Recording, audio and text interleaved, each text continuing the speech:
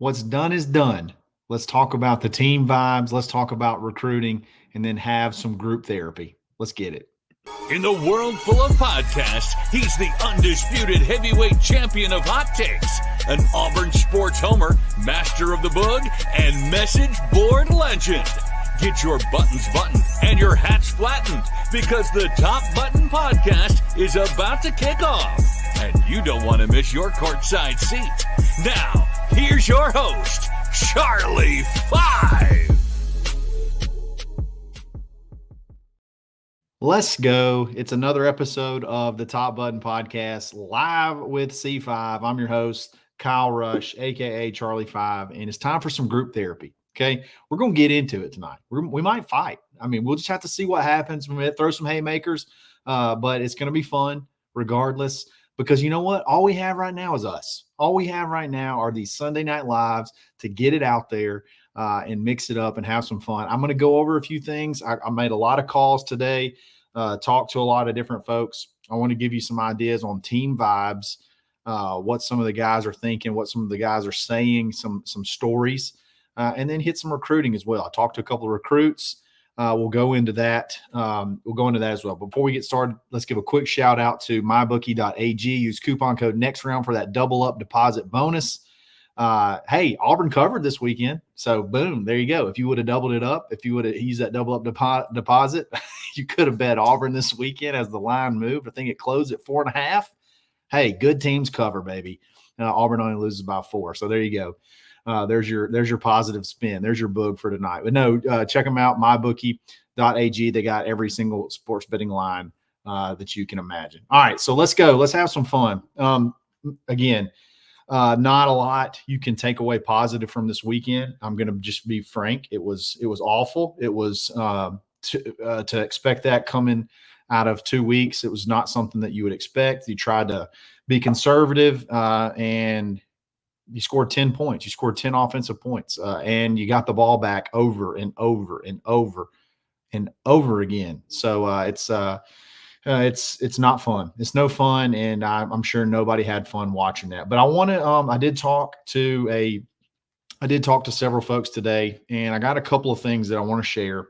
One in particular, I know everybody is worried about players leaving. Everybody's worried about the roster is going to be pillaged. Everybody's going to go to the portal. Blah blah blah blah blah blah. And the more and more I think about it, there's not a ton of precedent of that actually happening. Now, there's really not. If you look at Florida's probably the best example everybody keeps pointing to, but there's really not just a ton of precedent of multiple guys, especially guys that are getting a lot of playing time that go elsewhere just after a bad season. It's typically all money related, and if you can get the money right, a lot of people will put up with a lot of things. But so just in general, I don't think there's a ton of precedent for just classes, just mass exodus of players just after, a bad season. So that I feel like is something that is just sort of a myth that we've sort of built up anyway. But I did talk to some players. I talked to some parents actually as well. And one of the more interesting things that I was told was from one of our freshmen. This didn't come directly from him, but one of our freshman players that plays a good bit, someone that spoke directly with him today. I want to read you what he said. I posted this on the Barn. So if you're a member of the barnauburn.com, you should already know this, but I'm going to read this to you. Again, talk to someone who spoke directly with one of our freshman studs who's playing a ton of snaps.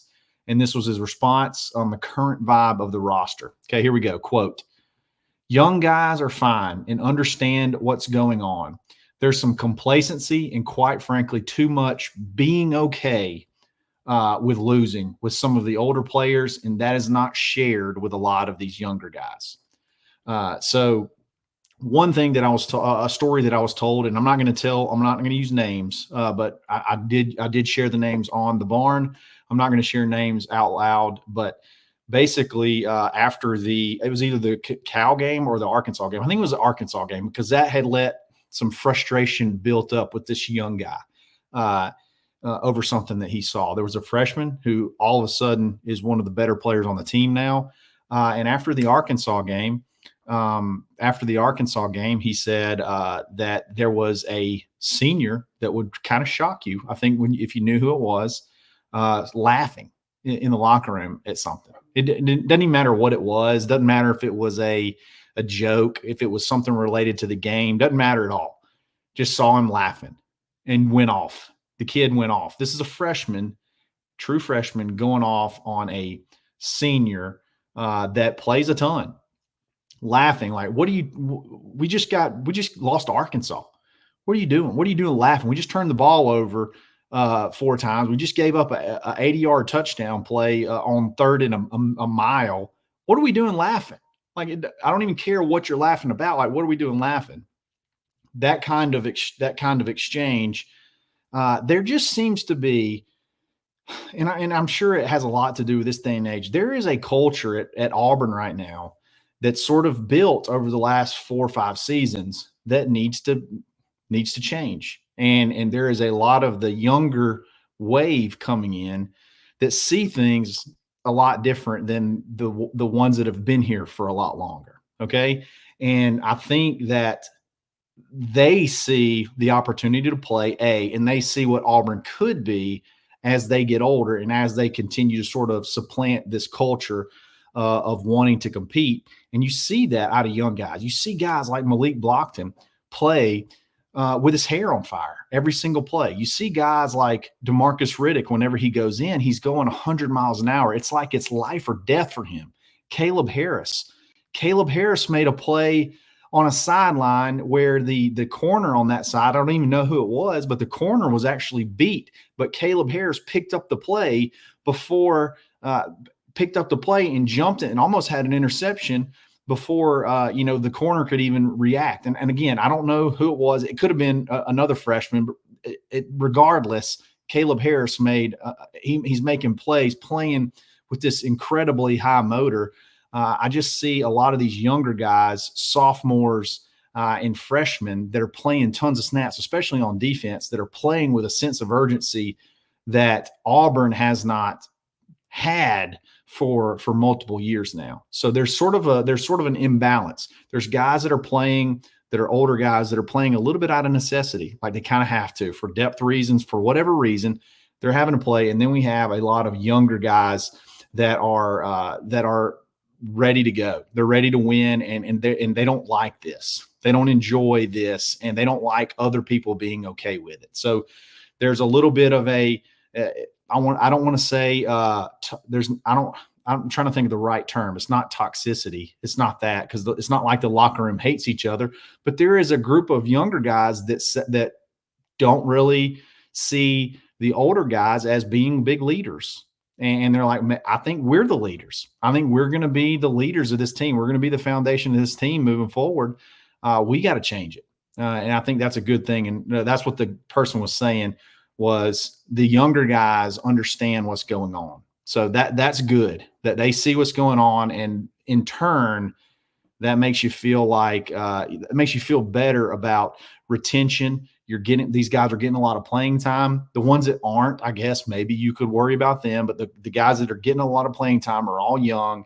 And typically, I don't think there's a ton of precedent that guys that are getting heavy snap amounts are fleeing teams, especially early in a rebuild when they're going to be receiving a ton of playing time, probably a ton of money too, moving forward. So I wanted to share that, kind of give everybody a little idea, a little look behind the curtain as far as the dynamic between a lot of the younger guys and the older guys. Now, recruiting. Let's switch it over to recruiting, and then we're going to get into this Q&A and have some fun, okay?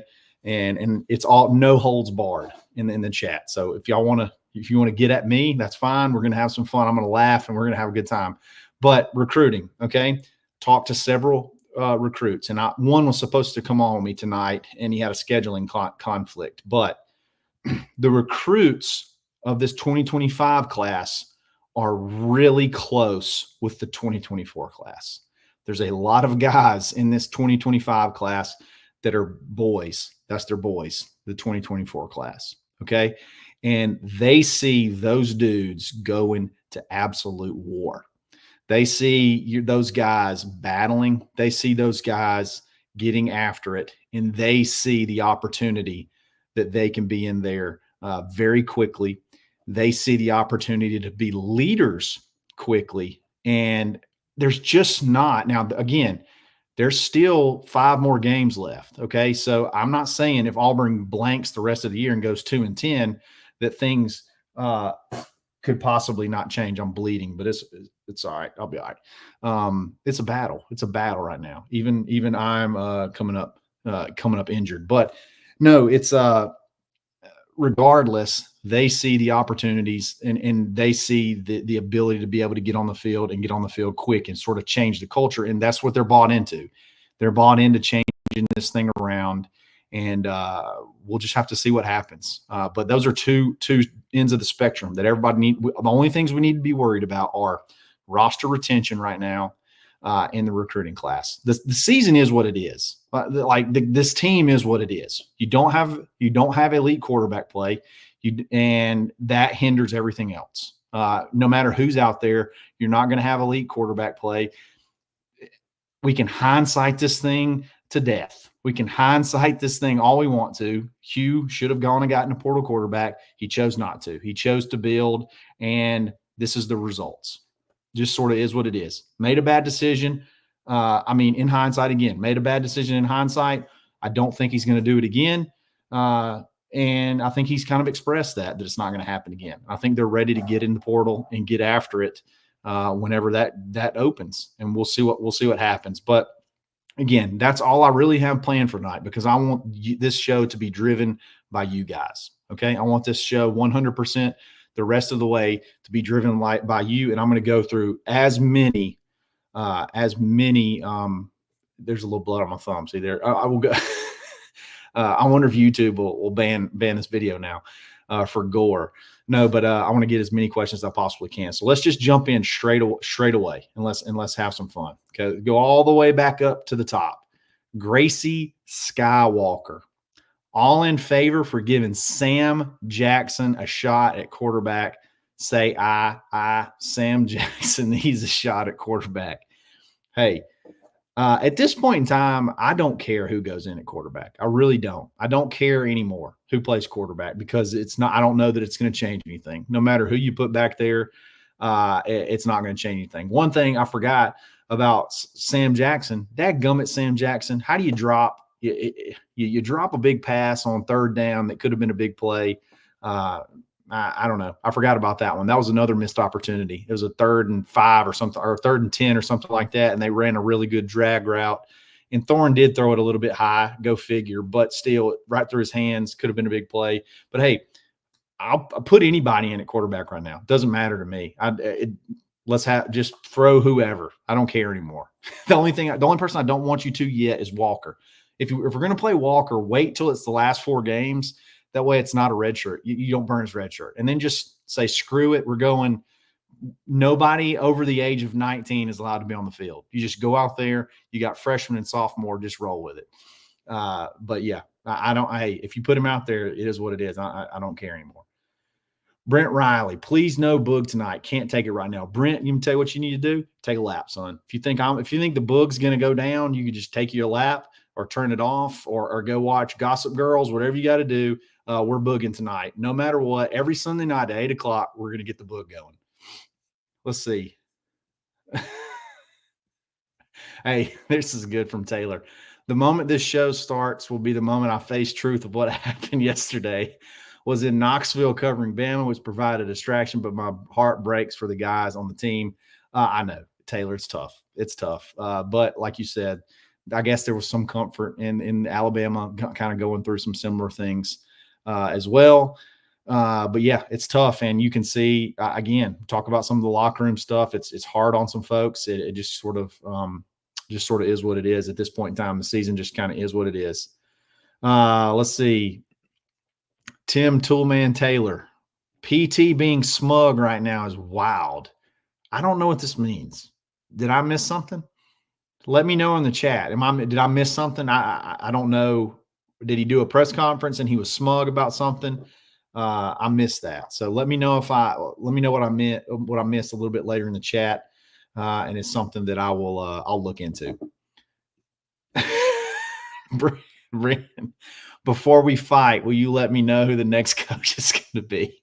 No, I'm not. I know who it is, but I'm not. I'm just kidding. I don't know who the next coach is going to be. I'm not worried about the next coach right now. I still think Hugh's the guy. I want to have a coach one time. And I will say I'm a little bit guilty on the last one. Okay. But I want to have a coach that if I see him doing the right things off the field, okay, recruiting like crazy, doing what he's got to do, building up the off the field staff, working the portal, doing what they do. I want to see one time where we just have a dude come for 4 years and we just, no matter what, we support you no matter what for 4 years. And then after 4 years, we're going to have a review and figure out if everything's, figure out, should we keep going? And if not, okay, you had a 6-year contract. We got 2 more. We're going to keep pounding NIL and keep bringing kids in, let you have the last 2 years and then roll on to the next one. I want to see something like that moving forward. I mean, instead of this, gosh, we're so fire happy. We are. Let's fire the special teams coach because our starting kicker has, issues and unexpectedly, and now you got to go to a true freshman kicker and he kicks one out of bounds and he misses some field goals. We got to fire the special teams coach because DeMarcus Riddick got a holding call on a kickoff return. Like, that's what I mean. We're trying to fire everybody. And like, let's just build something. Let's just sit back, get in some live chats. Let's have some Sunday night arguments and roll with it. But like, let's just try to build something and see what happens. Michael Hornbeck, is it time to see what we have in QB with Hank? This team just doesn't seem to have the clutch factor. Nothing can hurt at this point in time. It just depends on what your goals are. And I know you have to reassess your goals. And I keep saying that Peyton gives you the best chance to win, but the offensive game plan also has to fit Peyton. And what we saw on Saturday and against Georgia is not a offensive game plan that's really fits this personnel. I don't think. I don't think you have a very big, powerful offensive line that you're going to push a lot of people around. You got to keep people off balance, and that's going to risk turnovers. But you know what? At this point in time, it just sort of is what it is. Let that thing rip. Like, if it's Hank, if it's Peyton, don't handcuff them. Let's just let it rip. I understand why you did it. Everybody was begging for us to run the ball. Run it. Give Jarquez 30 carries. Well, he got 21 touches and he had his worst output of the year. So I think you got to keep him off balance. I think you got to let it rip. I don't care if it's Peyton Thorne or Hank. I don't know that either one of them has an advantage. The only I understand the argument for Hank because at least you get to work for the future. And maybe there's some truth to that. Maybe that's legit. Carmack, Freeze has really disappointed me since his hiring. There's no excuse for some of the issues to still be happening. I'm with you. I'm disappointed. I'm very disappointed. I understand why he made some of the decisions that he made. And if I was sitting down with him and he told them to me in this past offseason, I'd have been like, yeah, I agree with you. I understand the direction you're going. But it just turned out that you just really hampered yourself at quarterback. You just really hurt yourself at the quarterback position that drives the whole train. And there were some pretty good options. Again, it's a crapshoot. What probably should have happened is he didn't let his feelings get hurt by Riley Leonard. And that was the guy he wanted. There was some, I'm in, coach. And then all of a sudden, oh no, Notre Dame threw a bag. Now I'm out unless we get this thing up and unless we get this bag up. And I think that, aggravated Hugh because he had told him he was coming. And if in hindsight, you probably should have fought a little harder or not let your feelings get hurt and move on too quickly. And just maybe gone back and got him. He hadn't had a great year, but he may have been the difference in 2 or 3 wins. Who knows? But hopefully he's learned his lesson. I think he has. Let's keep going. Here's one. I worry about Perry. Okay. Tim Toolman Taylor again. I worry about Perry. And then he says, and Cobb saying it ain't fun anymore. Well, if you're putting that out on social media, you're probably part of the problem. If that's what that means. I don't know if that's what that means. I don't know if it means football at Auburn isn't fun anymore, or if it means this ain't fun anymore. It's all business. It's war. I don't know what that actually meant. If it meant, oh, I'm sad, this ain't fun no more, take your ass home. I'm sorry. If that's the deal, just go. I'm sorry for saying that, but just go on. That's part of the culture issue. We're here to fight. I understand you're not getting your playing time. You got the best back in the SEC in front of you. Chill out. You'll get your time, and then we'll roll. Okay. But if that's what that meant, just take your butt on. I'm not even worried about it. You can get 15 running backs in the portal. It is what it is. Now, Perry, on the other hand, I understand you're watching Ryan Williams get 62 targets because they apparently have told Jalen Milroe he has to throw every single pass to Ryan Williams.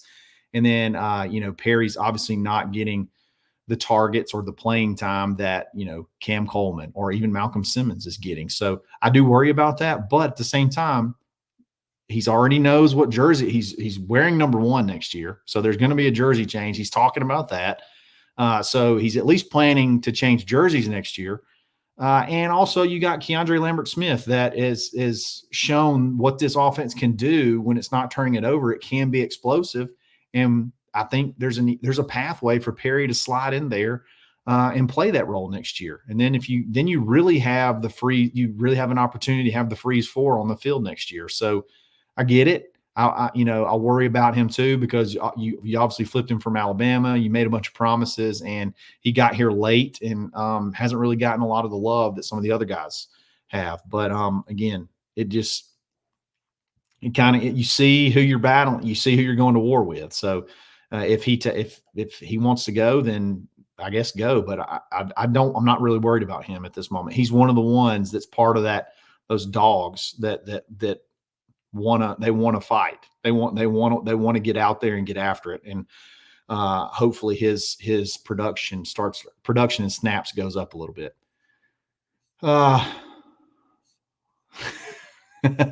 James Rutan. Congratulations, pundits. Jarquez got his carries. Guess what? His yards per carry went down, just like Hugh Freeze has been saying, and we aren't any better for it. The offense is just woeful. I sometimes wonder, and this isn't a great thing, but I almost wonder sometimes if Hugh listens to us too much. And again, he started Hank whenever people were calling for Hank. The Jarquez heat, he got a ton of questions about Jarquez after Georgia. And then Jarquez gets 19 carries, 21 touches overall. I don't think that's the case, but there's got to be a little bit of the human element that's like, well, fine, fine, I'll show you. I mean, hopefully that's not the case, and he's just doing what he thinks best. But it is kind of strange that Jarquez got the most carries he's gotten all year. But again, and this is what I said: you don't have to be on a pitch count. Just situationally, let him be more of the focus. A little bit more focus on third down in the passing game.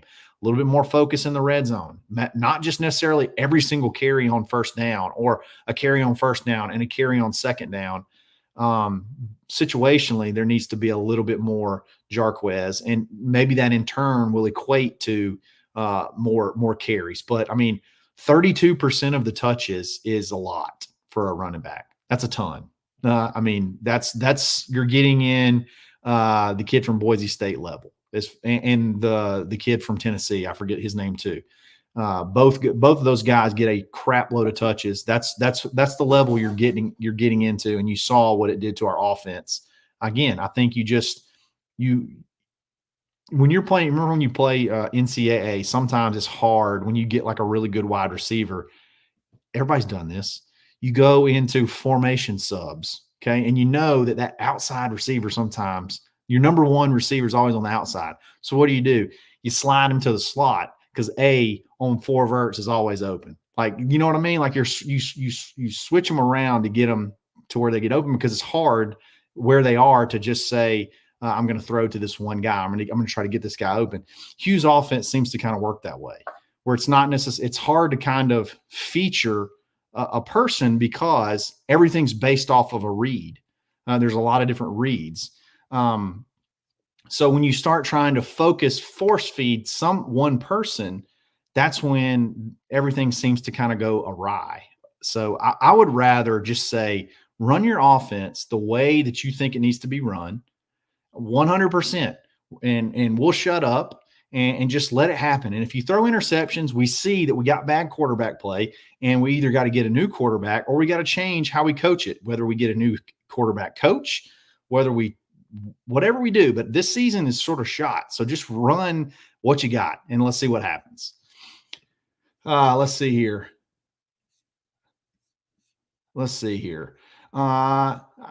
Tim the Toolman Taylor again, getting a lot of questions in. Old players generally have a losing mentality because they don't know what winning is. I think he does. I don't think it means old players in general. I think it just means these old players at Auburn, because if you look at the past, you've got just losing season after losing season, going back, 3 coaches now, 3 coaching staffs. So it's tough. And it's something that's a mentality that's got to be broken. So I agree with you. Let's see here. Brent Riley, serious question. Are you concerned Freeze is a good recruiter and not a good coach? I would be, Brent, if there was a lot of evidence of the contrary. Is there a lot of evidence of Hugh not being able to elevate a school that he was at, whether it be Ole Miss, Arkansas State, Ole Miss, or Liberty? And the question is, the answer is every single school that he was at, every single school he was the coach, got better. Sometimes it was quick, a quick turnaround. Sometimes I think it took Ole Miss 3 or 4 years till they got to that 10-win season. And I think had, things not got derailed, he would have kind of kept that train rolling. So the one thing I could be concerned about is I think the RPO offense is great, but it seems to yield a lot of turnovers. Is that something that can continue to be continue to be built upon? Or is that something that can continue to grow? Or do you have to change your offensive philosophy? And at this point in his career, is that something he can do? I don't know the answer to either one of those questions. They're just questions to be pondering, to be thinking about. So if there was evidence of a history of poor coaching stops, then I would say, yeah, it'd be something I worry about. Because look, now we're just continuing it's just continuing. But this is sort of unprecedented territory for Hugh. Typically, it's just been step after step after step in the right direction. But Auburn is the best school, in my opinion, the best program, the highest program with the highest facilities, highest resources, highest expectations that he's been the head coach of. So, and it's at the lowest point in its history. And I don't know, maybe he hasn't been at that level yet. He took over Ole Miss when they were at a really low point, but there's no expectations. And then Auburn's obviously got huge expectations, and deservedly so. So no, I'm not concerned yet that he's not a good coach. He's great, and obviously a great recruiter. Let's see. Jonathan Hubbard. If we have a problem with older players, then play the younger ones. Simple fix. Well, Jonathan, how many younger players aren't playing? They're all freaking playing. That's how we know there's an issue, because go look there's only like 4 dudes that are redshirt, 4 or 5 guys that are redshirting. Walker White, Bryce Kane, DeAndre Carter, and then maybe Joseph Phillips out of your whole class. Everybody else is playing. So I don't know how many more people. I mean, maybe you could say, let's get Perry more snaps. I'm with you. Okay. If we got to, again, Keandre Lambert-Smith has earned the right to play though. So who comes out? Perry, I do want to see more from Perry. Who else? Like, who else needs to put Riddick on the field every single snap? Maybe that's something. put Riddick on the field every single snap. You got young guys in the whole secondary. DJ Barber, that's another linebacker. Hey, I'm almost ready to start burning some red shirts on that guy. Like, let's give him a shot because our linebackers aren't really getting it done. They're probably the weaker group of this of this whole defense. They've really struggled, and they both played a lot of football. Amaris Williams, maybe you get him a ton more snaps. He played a lot in this past game. He played really, really well. But yeah, they're all playing tons and tons of snaps. There's not a ton that you can say, oh, well, if that's the answer, just play all the younger players. Well, my gracious, just about all of them are playing. Maybe they could just play more. I guess maybe that will be a good middle ground. Yeah, Stephen Bowden. I'm not ready to say he's just a recruiter yet. Me neither. I want to see it just a couple more years through.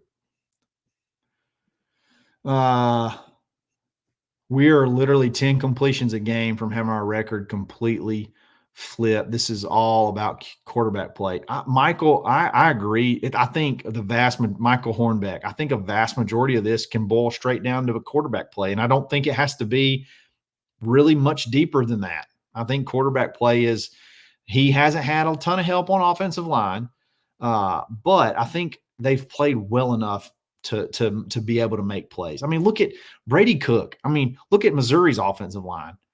They got their butts kicked. Those quarterbacks got their butts kicked. 5 sacks. Brady Cook had to have his leg amputated. They went and put in a bionic leg, a bionic ankle in 2 hours, and he came back out there, got knocked around some more.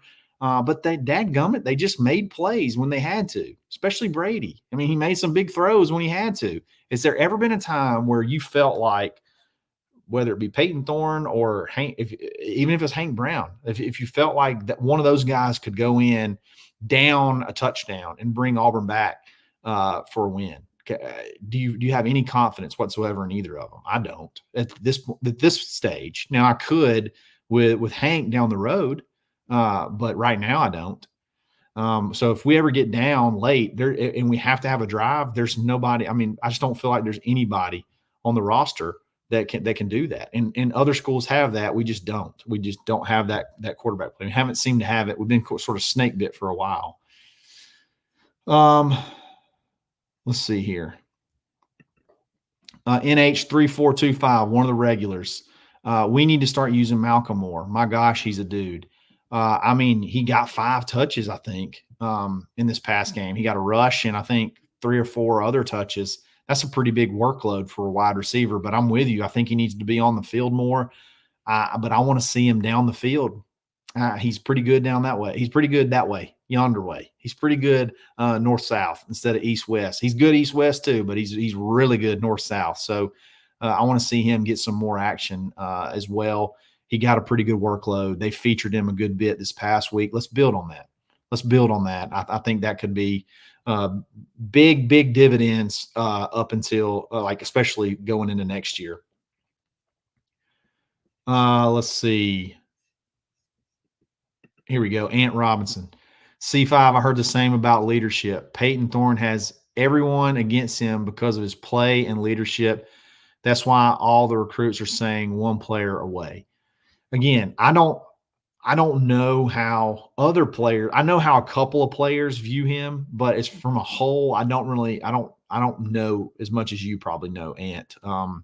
But it's hard to see that, you know, it's hard, I guess I could see why they may not believe in him from his play or leadership. And I can also see why those recruits are saying, hey, if we see the open receivers, we're talking to the receivers that we know are open. Maybe, I mean, I can see that. I can see that's why, you know, one of the things that the recruits are buying into. So that's really good intel, really good insight. I haven't heard it specifically about Peyton, but I mean, he's part of that older class. And some of the younger guys are looking at some of the older guys and saying, you know, why are you guys just so okay with losing?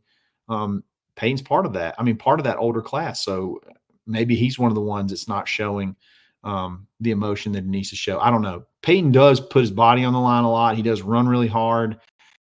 He does seem like he wants to win. I don't know that he just has it. I love the kid. I love what he's done at Auburn. I love that he's puts his body on the line. He got his crap pushed in this week, got knocked out, came back, sat out of play, came in, threw a touchdown. They let him throw the ball down the field. He threw a touchdown. So it kind of just is what it is. Let's see. Let's keep going. Justin Thomas. If we can't beat Kentucky, we just need to cancel the rest of the season. They're not good. Their offense is terrible.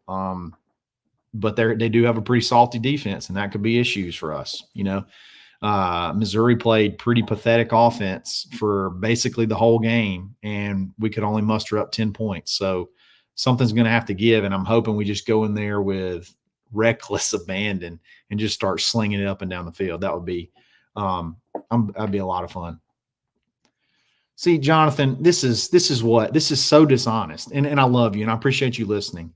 An average SEC 22-30 SEC record at Ole Miss and Auburn. Okay, the problem with that is Ole Miss the year before he took over did not win a single SEC game. Okay, so clearly, when you first take over a program, you're going to have to take some lumps before you build it up to what it, to it's at its peak.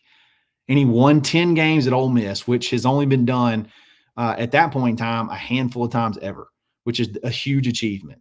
Okay, so and then you take over Auburn, who's struggled for 4 years now, leading up until when he took over. And he took over a really god-awful roster in the middle of the portal when, Auburn lost a lot of players to the portal after Gus left, and then through the whole whatever his name is, Brian Harsin era, lost a lot of players. The roster's decimated. So, again, I think he's well above average, and I think the 22-30 record is dishonest. I think it's correct record. It is correct that he's 22-30 in the SEC, but it also does not take into account taking over teams that were at the bottom of the bottom of the pit, basically, and having to try to rebuild them back. And I think we're undervaluing the achievement of winning 10 games at Ole Miss, especially prior to especially prior to Lane Kiffin, who's, even Lane Kiffin is struggling at Ole Miss. He's won 10 games twice, which is big. But now look, he's got the best roster they've probably ever had. And he's lost 2 games already. And he hasn't even played, I think he still has to play Georgia, doesn't he? I think they still have to play Georgia. It's maybe still have to play. No, they already lost to LSU. Still got to play some pretty good teams. So it could get even worse. But I respect the question. I just don't agree. I just don't agree with the premise. I think this is a little bit unfair. Let's see. Let's keep going. You don't have to have elite quarterback play. You just have average. And we're not getting average right now, Brent. We've won plenty of games in the past without elite quarterback play. You've also, those times you had really good rosters. Okay. Brandon Cox won a lot of games, 3 yards in a cloud of dust, because he had some dogs on that offensive line.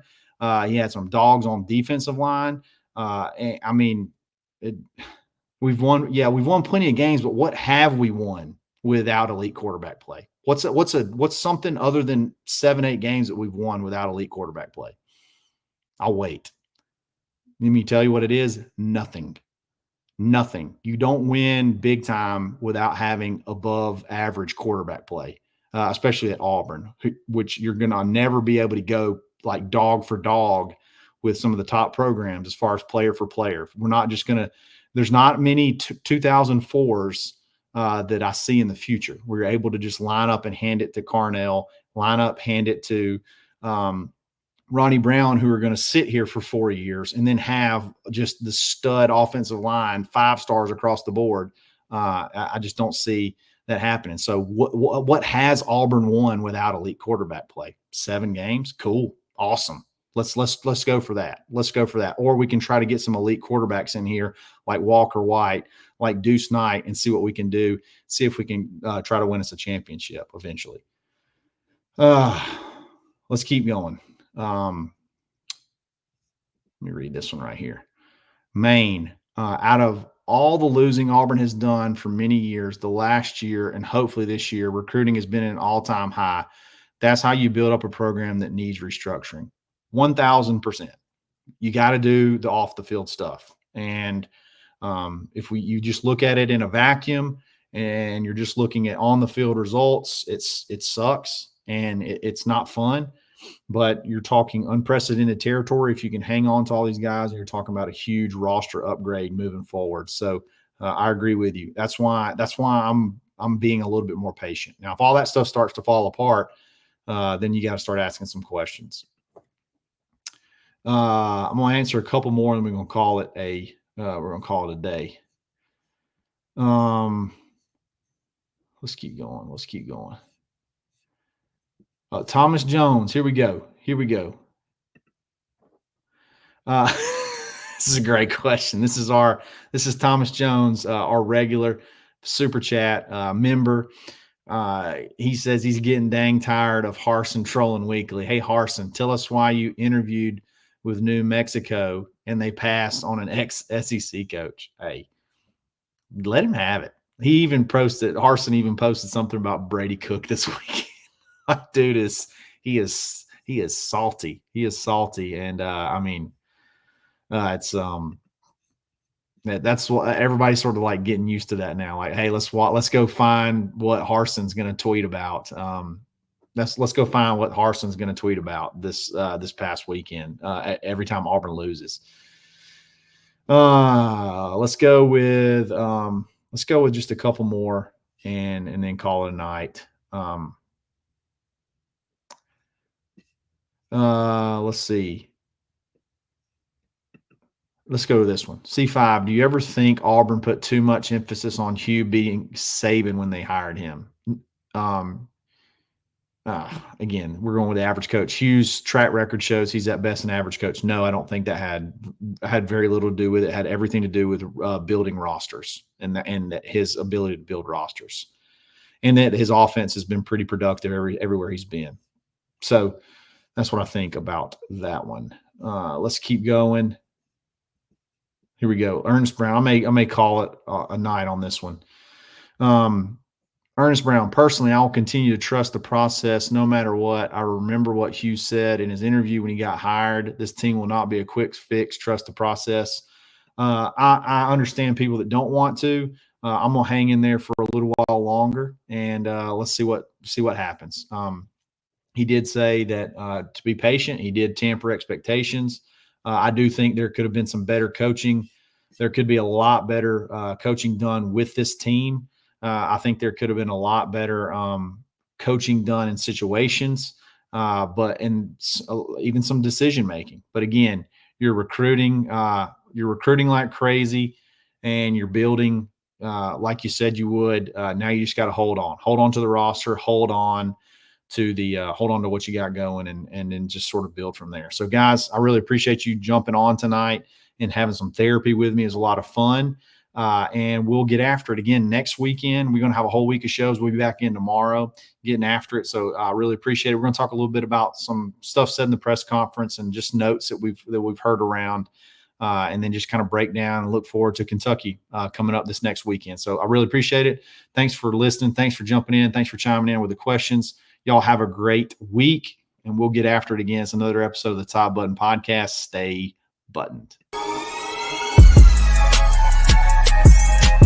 Thanks for listening, and drive home safely.